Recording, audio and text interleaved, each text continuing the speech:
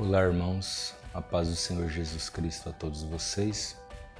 Eu quero convidá-los para nós meditarmos juntos em um texto da Bíblia, em um texto da Palavra de Deus, que está em Mateus capítulo 7, versículos 22 e 23, que diz assim: Muitos naquele dia hão de dizer-me, Senhor, Senhor, porventura, não temos nós profetizado em Teu nome?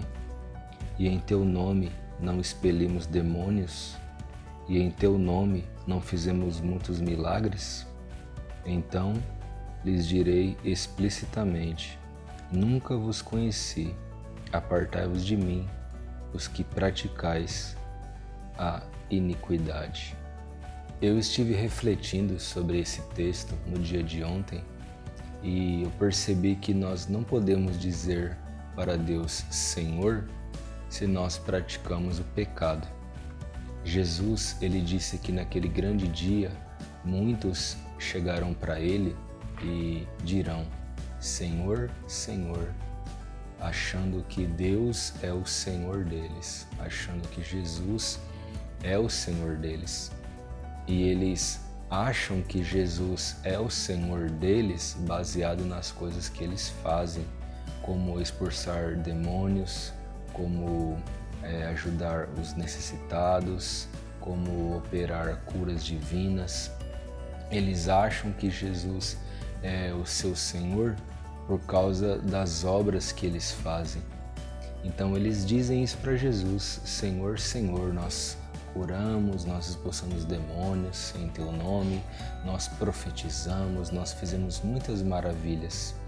Então Jesus, ele lhes dirá, lhes responderá abertamente e claramente, como diz o texto, apartai-vos de mim, nunca vos conheci, vós que praticais a iniquidade. Então, Jesus responde para essas pessoas de uma maneira muito surpreendente. Enquanto elas achavam que Jesus era o seu Senhor, Jesus disse para elas que nunca as conheceu. E a razão disso é o pecado, a razão disso é a iniquidade. Essas pessoas, elas vivem uma vida de iniquidade e acham que porque vão à igreja, ou porque são ofertantes na igreja, ou porque profetizam e curam as pessoas, o Senhor é o Senhor delas. Quando na verdade Jesus deixa claro que aquele que pratica a iniquidade não é submisso a Deus, né? E essas pessoas, elas já começaram errado, né? Porque elas começaram dizendo Senhor, Senhor, aqui no texto. Na verdade, elas dirão, né? Naquele dia elas vão começar errado, né? Senhor, Senhor, quando na verdade Jesus não é o Senhor dessas pessoas.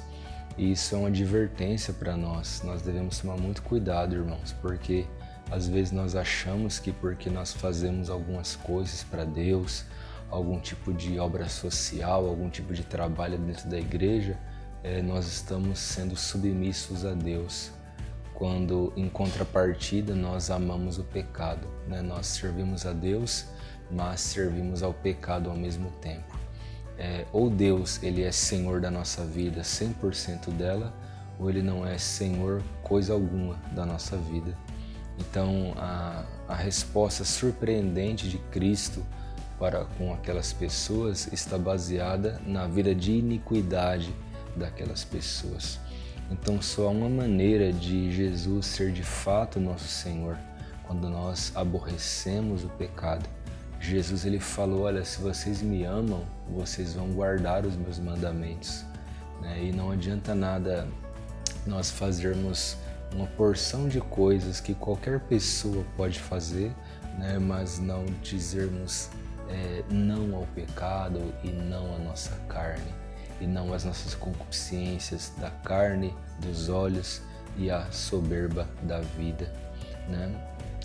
Então, isso que eu queria trazer para vocês hoje. A gente precisa tomar muito cuidado e precisamos nos avaliar e ver se de fato o Senhor é o Senhor da nossa vida. A palavra Senhor, ela implica domínio, ela implica poder, ela implica controle. A Bíblia, ela estabelece uma relação do Senhor, Kyrios no grego, Senhor, né? Conosco, que é doulos, escravos, né? Então há uma relação entre o Senhor e os seus escravos. Quando Paulo escreve as suas cartas, ele escreve e sempre inicia com a saudação, né? Ele fala assim: Paulo, servo de Jesus Cristo. Paulo, servo de Jesus Cristo. E essa palavra no original é uma palavra grega, que eu já citei, chamada doulos, que significa escravo. Então é uma relação onde o escravo ele não faz outra coisa senão obedecer ao seu senhor, e o seu senhor não faz outra coisa a não ser ter o domínio total sobre o seu escravo.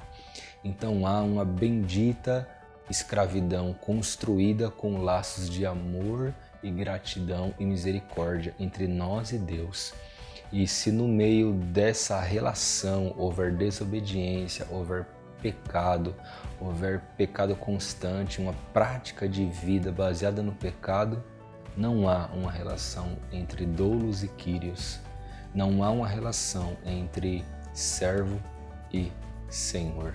Então que a gente tome muito cuidado quando a gente for se expressar diante de Deus e dizer Senhor. E fica a pergunta hoje, será que Deus é de fato o nosso Senhor? Será que nós podemos dizer com verdade Senhor Jesus Cristo? Né? A Bíblia encerra no Novo Testamento, lá no finalzinho, Apocalipse, dizendo: ora vem Senhor Jesus.